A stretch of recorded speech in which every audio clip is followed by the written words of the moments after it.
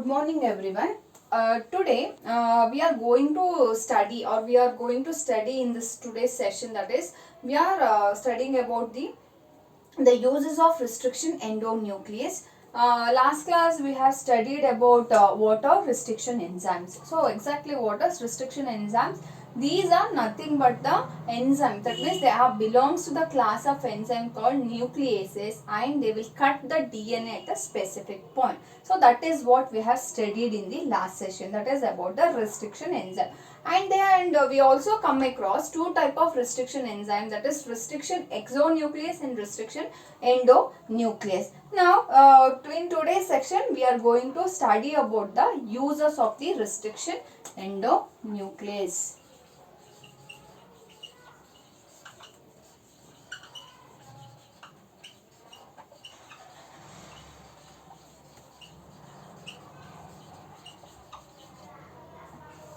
So what are the uses of this restriction endonucleases? So, and as we know that this restriction enzyme are called as what? So which is also called as what? So as I said that restriction endonuclease are also called as what? Molecular scissors, because they will cut the DNA at the specific sites, hence the name, that is nothing but what? Molecular scissor. So now let us know what are all the uses of this restriction endonucleases. So here the 3 letters code is given for the each restriction endonuclease. So they have been given the 3 letters code for the each restriction endonucleases. So first is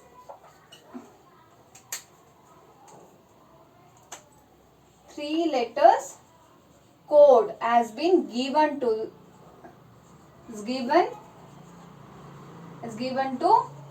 restriction endonucleases. So the first letter will refers to the genus name.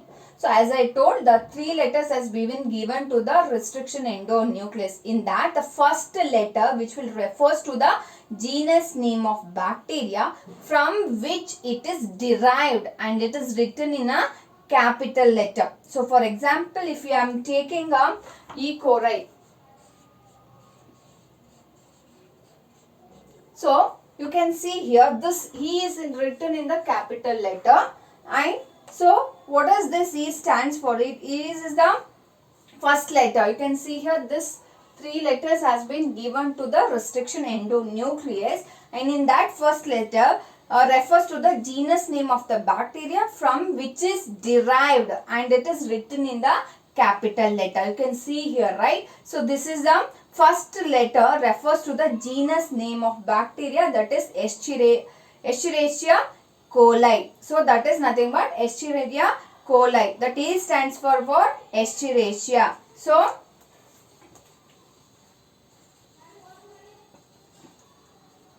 Escherichia, it stands for the E stand for the Escherichia, and C stand for what? This C stand for coli.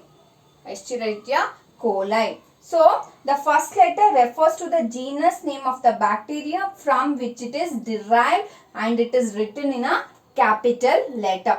So the subsequent 2 letters, you can see here, these 2 letters represent the species name, which will represent the species name, that is coli. So here you can see here, this is as I told, Escherichia E. coli. So coli is the species name. So and the 3 what will happen? So as I told, the subsequent 2 letters which will represent the species name, right? So and the 3 letters either are generally written in the italics. So these 3 letters are generally written in the italics. For example, as I told, E. coli for Escherichia coli, that is ECO.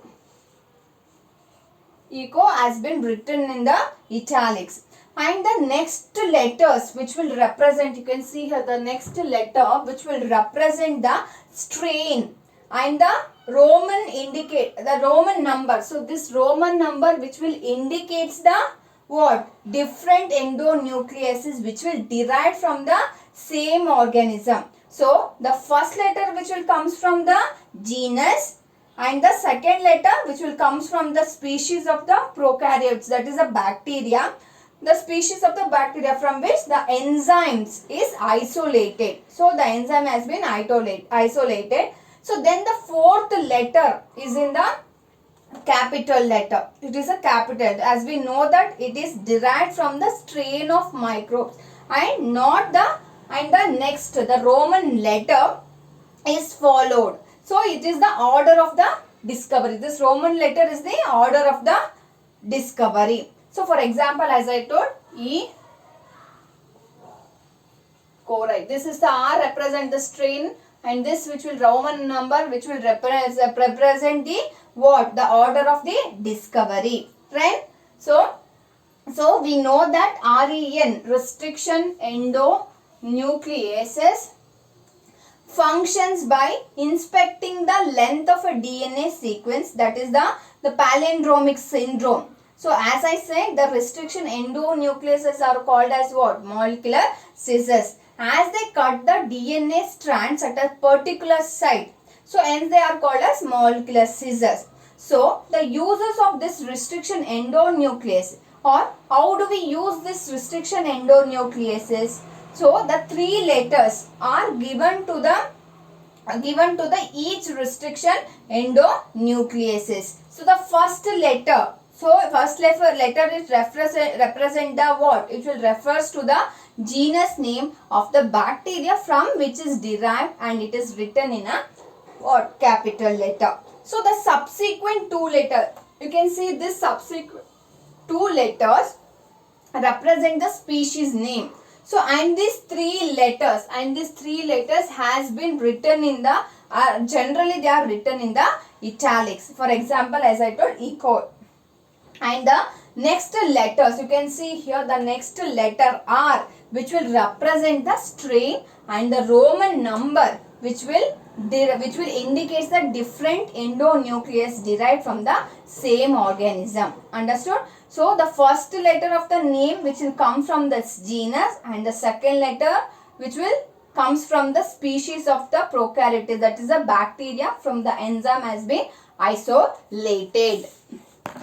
So the fourth letter, it is which is written in the what? Capital, which is derived from the strain of the what? It is the, as I told, this fourth letter has been written in the capital, which is derived from the strain of the microbes.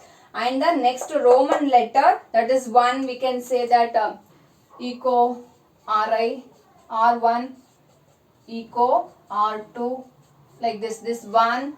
Roman letters 1, 2. Here you can see there Ecorai 1 and Ecorai 2. This types. So and this Roman letter is the order of the discovery.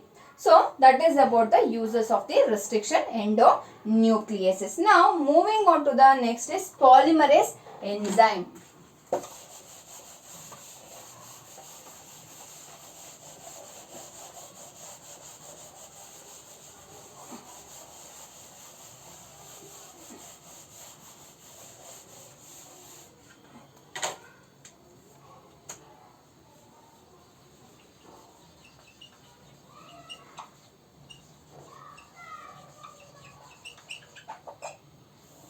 Polymerase enzymes. So what are polymerase enzymes? So they are called as DNA synthesizing enzyme.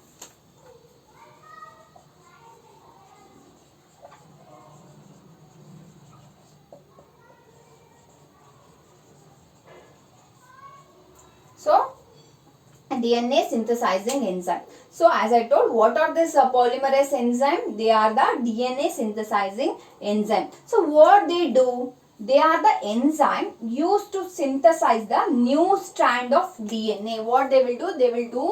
They will synthesize the new strand of DNA. They will synthesize the new strand of DNA complementary to existing DNA to or mRNA template. Whatever the new strand it is formed, which will be complementary to the existing DNA, or it may be the mRNA template. So you know, complementary base pairs, right? So if one strand that is like I'm taking. So if I'm taking, this is the one strand, that is A, G, T, and the A, G, C, T. Okay. So this is the DNA. So what will be the another complementary strand then? So what will be the complementary? That is A is replaced by T, and the G is replaced by C, and C is replaced by G, and T is replaced by C. So this is the complementary strand. Okay. So there are the enzymes which is used to. So this polymerase enzymes are the enzyme which is used to synthesize the new strand of DNA. So which will complement it to the existing DNA, or it may be the mRNA template. It is a DNA. If it is a mRNA, what they will do? So this mRNA, that is A is replaced by uracil U, and T is replaced by A, right? So, and as we know that the thymine of DNA is replaced by the uracil of what? Replaced by the uracil of RNA, right? So the thymine of the DNA is replaced by the what? Uracil of the mRNA. So what are this polymerase enzyme? This is also called as DNA synthesizing enzyme. They are the enzyme that is used to synthesize the new strand of the DNA, which will complement into the existing DNA or the mRNA template. So that is about the polymerase enzyme. Now moving on to the what are the DNA ligases.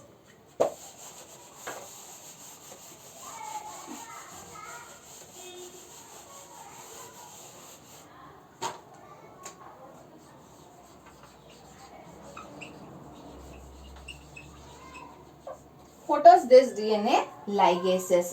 So we know that the restriction endonuclease are called as what? Molecular scissors.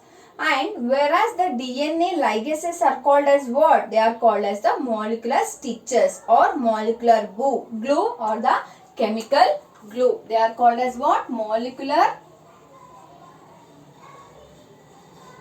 stitches or molecular glue or chemical glue.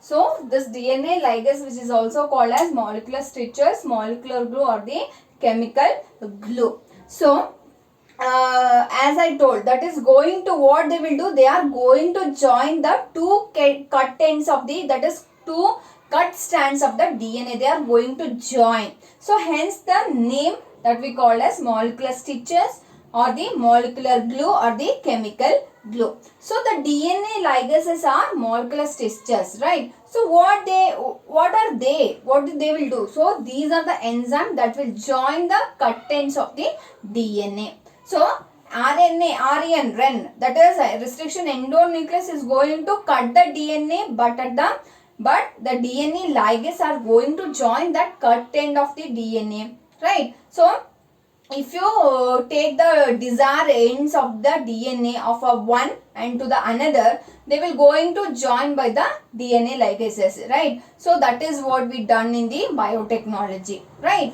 So then the separation and the, that is about the DNA ligases. They will join the two different or to the desired ends of the DNA of one and the another DNA, right? They will going to join. Now moving on to the separation and the isolation of DNA fragments by gel electrophoresis.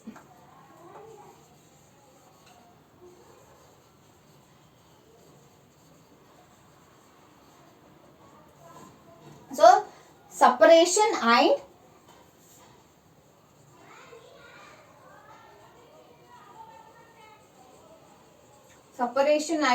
isolation of DNA fragments by the gel electrophoresis. So the separation and the isolation of DNA fragments by gel electrophoresis. So for this gel electrophoresis, as I sent the video yesterday, the link, you please watch after watching this one.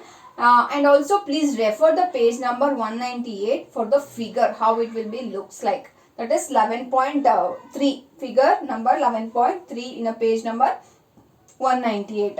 So there you can see that the picture is of what? Gel electrophoresis. What is it? It is a technique. What is this gel electrophoresis? It is a technique which is used to separate the DNA fragments produced by the restriction endonuclease under the influence of electric field. So what is this gel electrophoresis? It is a technique. It is a technique which is all about what? So it is a technique which is used to separate. It is going to separate the DNA fragment which is produced by whom? Which is produced by the restriction endonuclease under the influence of electric field. So you can see, as I told, you can see the textbook. If possible, I will make one video of this gel electrophoresis working in your lab, right? So, and then as I told, the DNA fragments are that is, as I told, that is the separation and the isolation of DNA fragments is done. So it has been, as I told, the DNA fragment which is produced by the restriction enzyme, they will be what? Which will be separated by the what? This gel electrophoresis technique. Understood? Now moving on to the next is the DNA fragments are separated and isolated. So this is how the DNA has been separated. So how the fragments, the DNA fragments are separated and then isolated. So here what they will do, the negatively charged DNA fragments are separated by what? Forcing them to move towards what? They will move towards anode. That means they will move towards the anode under the electric field.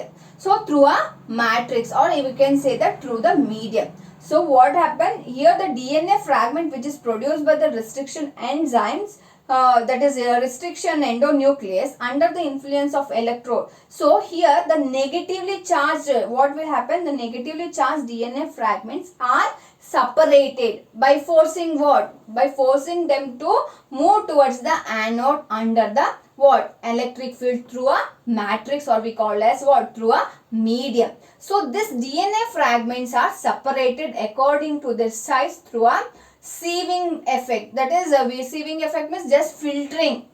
So we are just filtering the DNA, that is DNA fragments. So the DNA fragments are separated according to the size through a sieving effect. Hence the smaller the fragment size, so they will further, it moves to a what? It will move to a what? So the separated DNA fragments, as I told, here the DNA fragments are separated according to the size through a sieving effect. That is, as I told, the filtering. So what happened? The smaller fragment, depending upon the size, they will further, it will move, right? The smaller the fragment, the further it will move, right? So the separated DNA fragments can be seen by staining them with the ethidium bromide.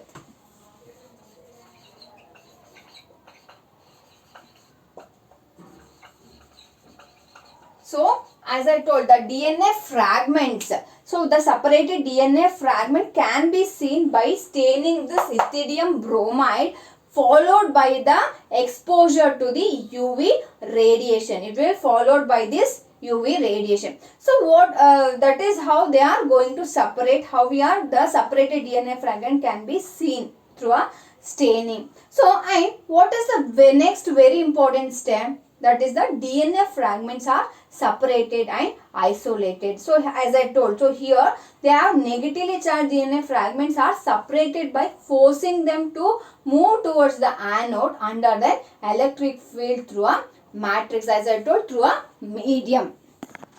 What will appear? A bright orange color. You can see this type of bands in the gel electrophoresis. So they have appear that they will have a bright orange color bands of DNA are seen in the ethidium bromide. That is, bright color bands are seen when you subjected the DNA fragments to the ethidium bromide, which is followed by the what? UV radiation. So and then the separated bands of the DNA are cut out from the agarose gel and it has been extracted from the gel pieces.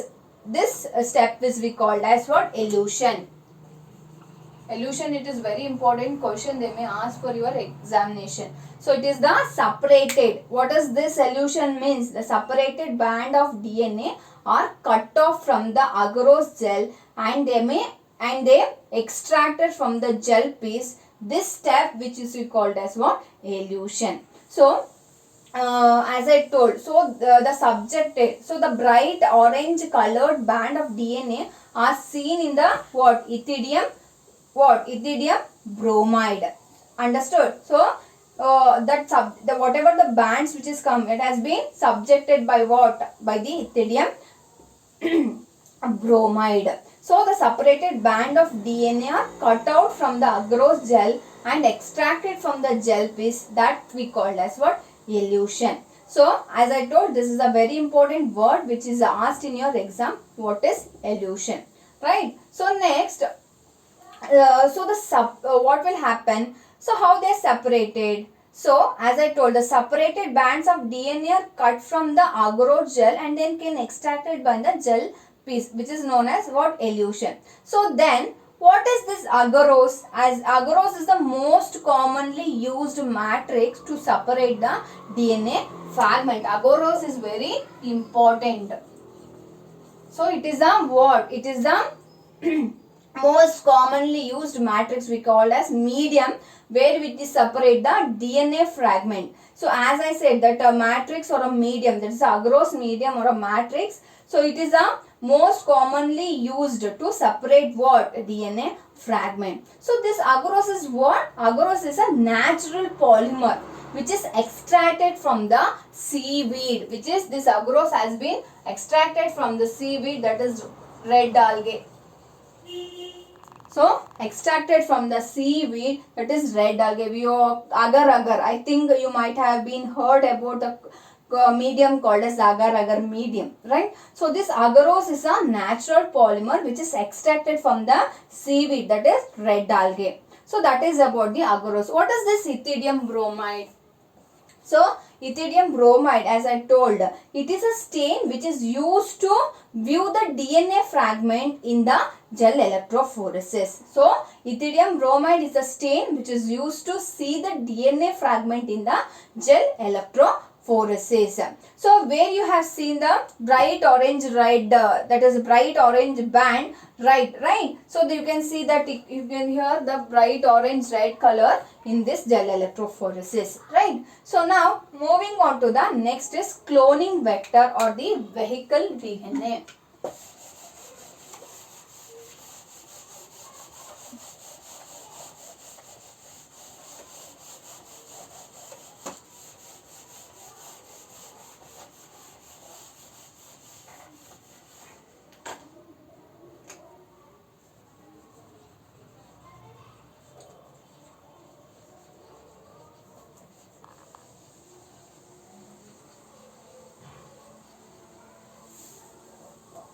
So cloning vectors, which is also you also come across the plasmid and the what?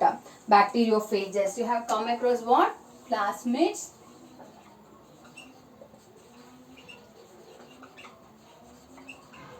bacteriophage, right? So and this plasmid and the bacteriophage are used as what?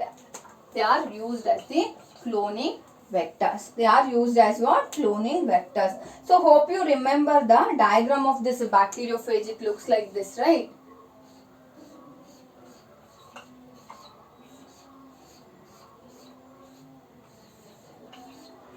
Somewhat like this, bacteriophage, right? So what is this bacteriophage? The virus that infect the bacterial cell, that we call as what? Bacteriophage.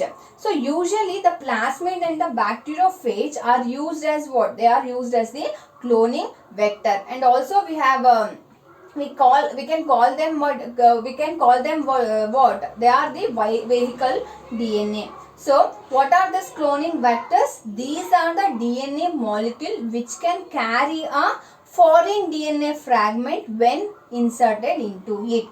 So I'll repeat. So these are the DNA molecules which will carry the foreign DNA fragments when it is inserted into it. So what are vectors? We use the words cloning vectors or the what? Or vehicle DNA. So these are the DNA molecules which will carry the foreign DNA fragment when it is inserted into it. So there are different types of this cloning vectors. There are of two types. So the important two types of cloning vectors are bacterial plasmid,